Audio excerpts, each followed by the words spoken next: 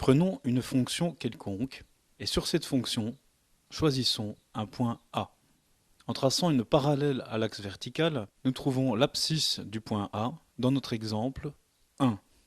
En traçant une parallèle à l'axe horizontal, nous trouvons l'ordonnée du point A, dans notre exemple 6.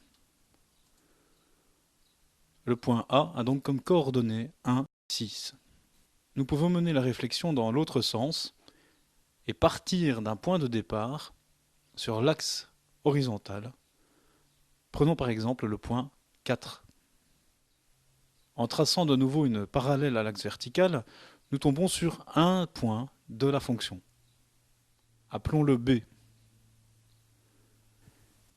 Le point B a pour ordonnée la valeur moins 6. Moins 6 est l'image de 4 par la fonction. Nous pouvons également dire que B a pour coordonnée 4 moins 6. Remarquons que B n'est pas le seul point à avoir pour ordonnée moins 6.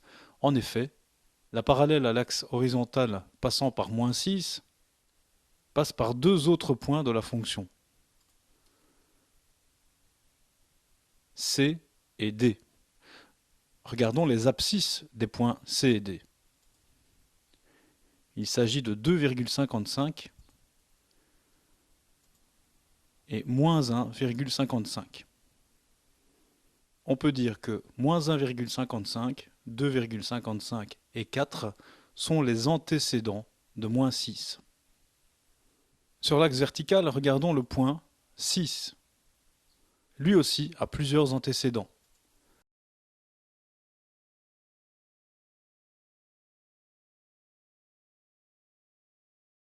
Prenons à présent une fonction dont la représentation graphique est la suivante. Nous traçons en bleu tous les antécédents possibles. L'ensemble bleu sera baptisé domaine de la fonction f. Dans notre exemple, nous partons de moins 1,26 sur l'axe horizontal jusqu'à 4,51.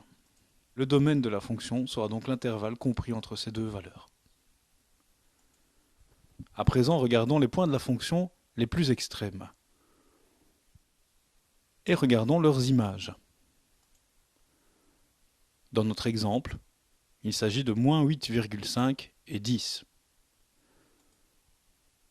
Sur l'axe vertical, cette fois, nous voyons apparaître un intervalle dans lequel vont se trouver toutes les images des points de la nouvelle fonction.